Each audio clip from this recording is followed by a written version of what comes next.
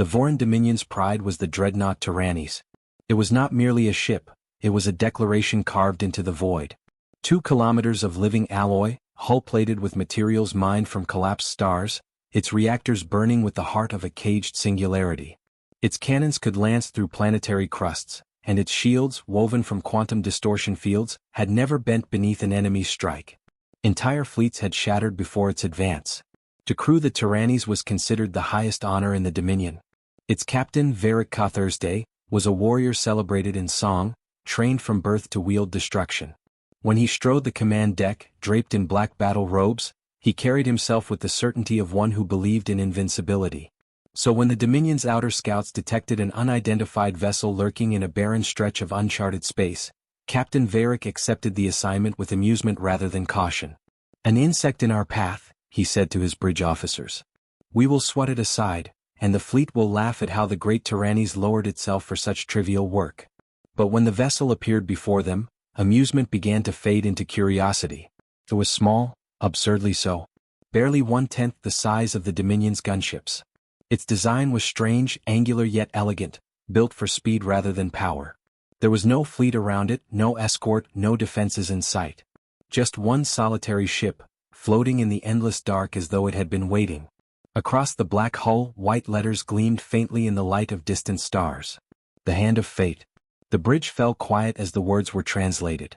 Some of the officers chuckled nervously, others smirked with contempt. But Captain Varric frowned. A name like that carried weight. It was not boastful, not grandiose like the Dominion's titles. It was simple, final. "Lock weapons," he ordered. "End this farce." The Tyrannies' primary cannons ignited, spearing torrents of annihilation into the void. Energy that could tear through moons roared forth, wrapping the human vessel in a burning storm. On the command deck, Dominion officers laughed, already turning their attention away. But then the storm cleared, and the human ship was still there, untouched. "No damage," whispered the sensor officer, disbelief trembling in his voice. "Shields intact, if it even has shields." Varric rose from his chair, his jaw tightening. "Fire again. Full spread. Do not stop."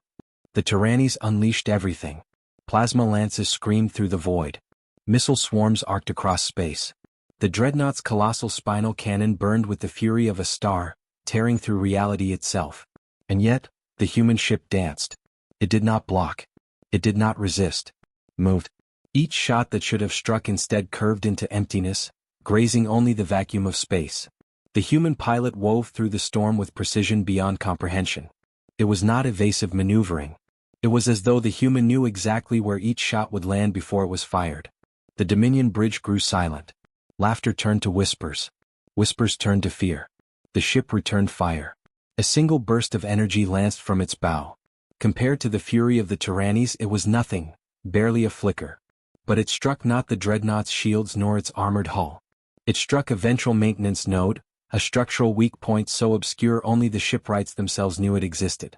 The Dominion dreadnought shuddered. Power flickered across its decks. Entire systems went dark for an instant.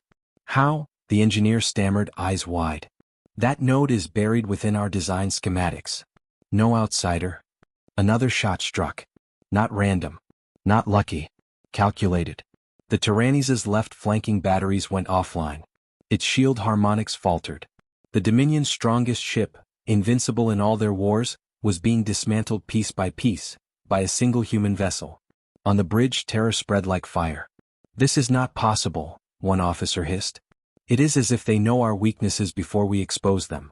"They do," Varric growled, his hands tightening on the arms of his command chair.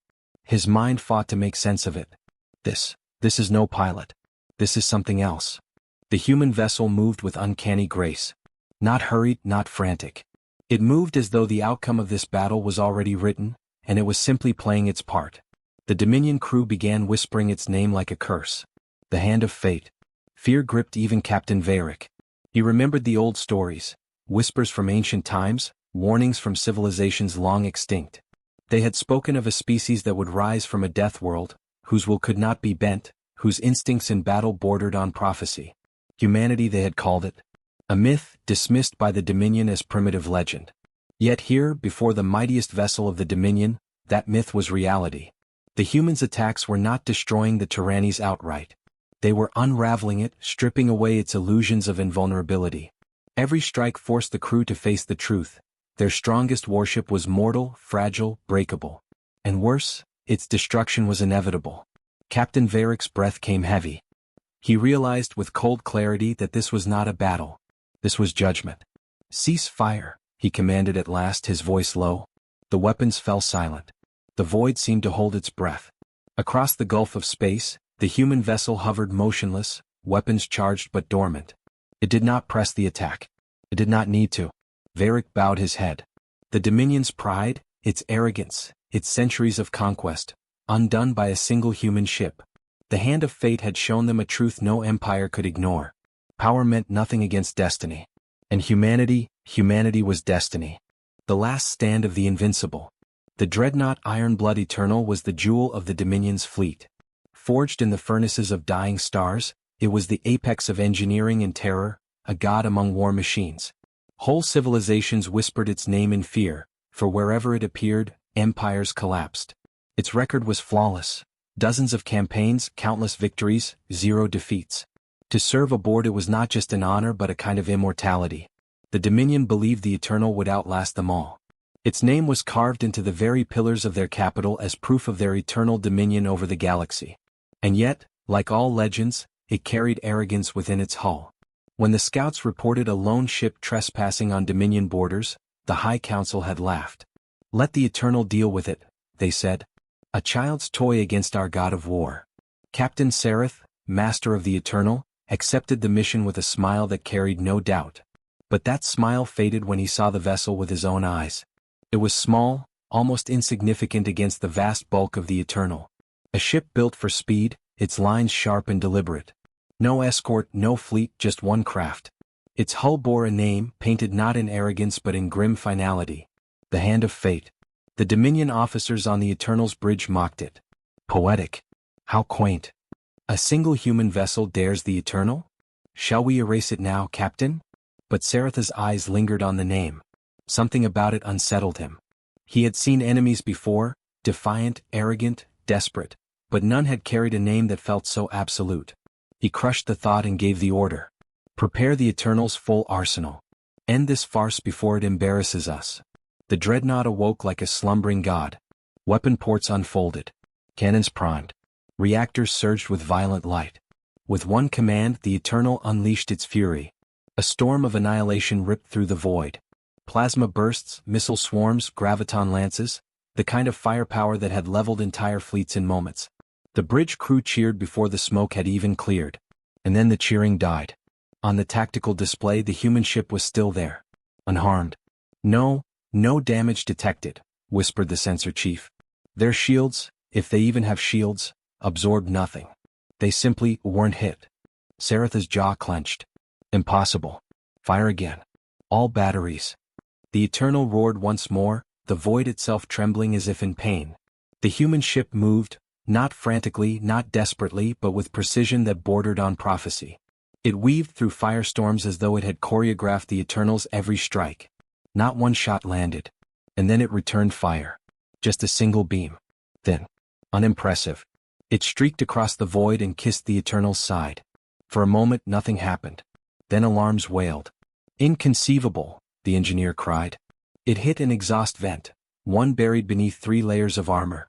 How could they even know? Another beam. Another perfect strike. This time at the Eternal starboard shield nexus. The dreadnought shuddered. On the bridge the laughter was gone. Fear began to gnaw at the crew. It's deliberate, Sereth whispered, realizing the truth too late. They know us. They know everything. The Hand of Fate circled like a predator. Its strikes came slowly, methodically. It wasn't trying to destroy the Eternal outright. It was dismantling it, tearing down its illusions piece by piece. A gun battery here. A shield generator there. Each blow landed with surgical inevitability.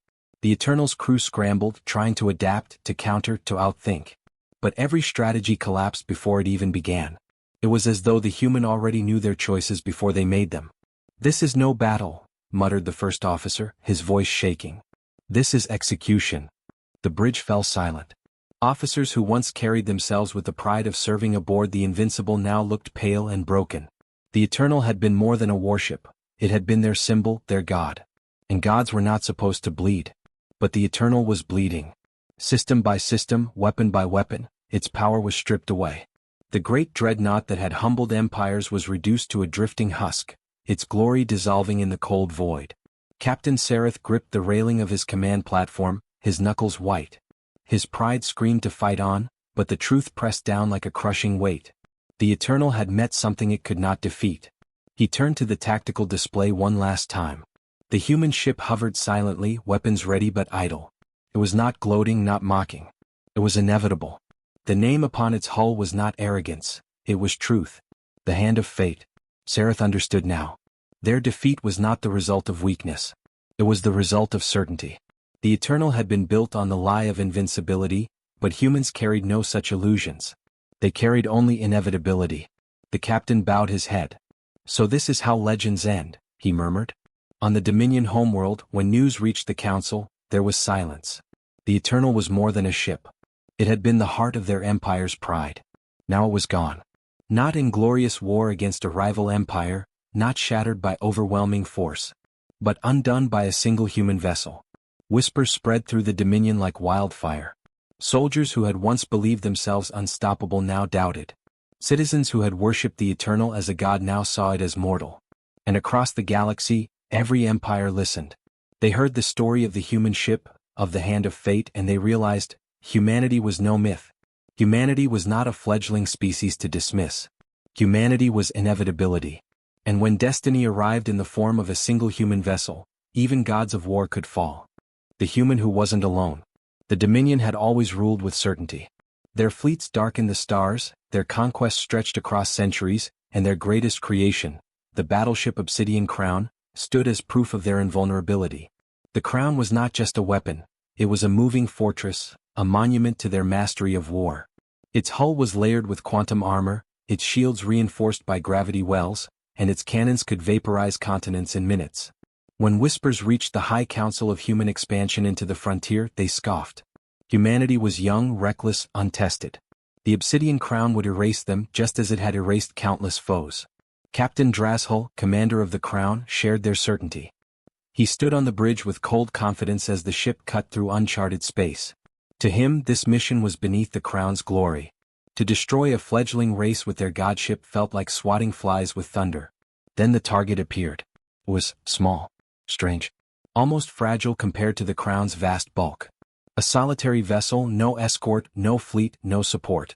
It should have inspired mockery. Yet the crew fell silent when its name translated across the screen. The hand of fate. A chill ran through the bridge. Names carried power. And this one felt less like a title and more like a sentence. Erase it, Captain Drashull commanded, his voice firm. Show them what becomes of insolence. The Obsidian Crown's weapons roared. Bolts of plasma screamed across the void. Railguns thundered. Missiles surged like storms of fire. The entire front of the battleship lit up as it unleashed devastation. And yet, the human ship survived. Not through brute force. Not through superior shielding. But through movement so precise it defied reason. Every shot that should have landed instead carved empty trails in the void. The hand of fate wove through the storm as though it had already seen every attack before it came. On the bridge of the Crown, unease replaced certainty. That cannot be reflexes, muttered the tactical officer. They're not dodging. They're anticipating. The ship retaliated. Its weapons were not impressive compared to the Crown's fury, narrow beams, compact torpedoes, flickers of concentrated energy. But every shot struck with haunting precision. One beam pierced directly into a secondary shield generator. Another torpedo slipped past armor plating to rupture a coolant system.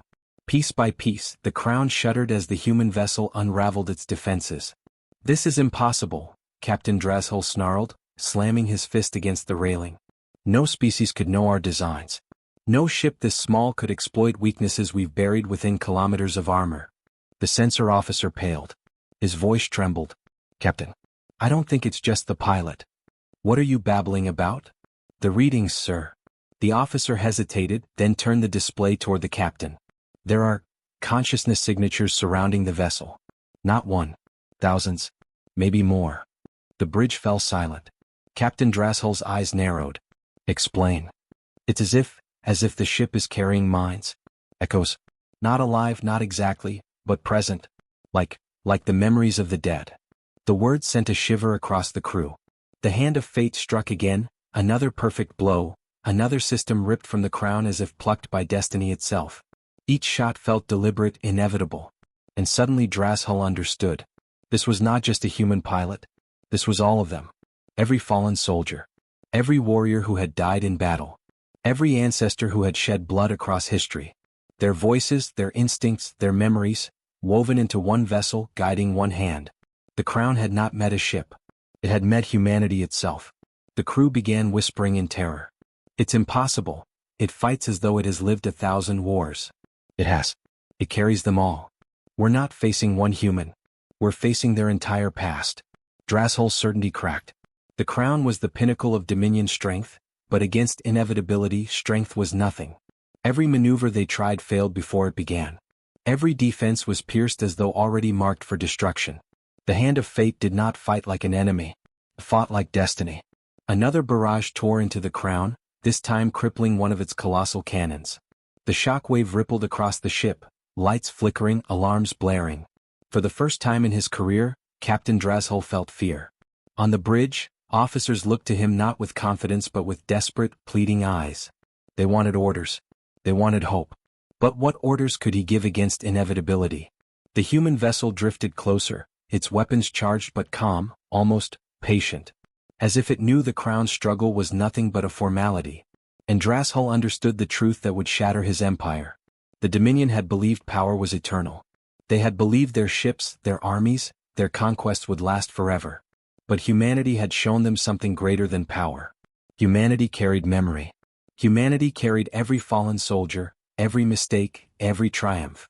They did not fight alone even when standing alone. The hand of fate was not a weapon. It was a message. And the message was clear. Humanity would never face the void as individuals. They would face it as one. The crown trembled, its systems collapsing one by one. Pride, arrogance, certainty, all of it crumbled in that moment. The Dominion's strongest ship had not been destroyed yet, but its defeat was undeniable. Captain Drashull lowered his head. So this is fate.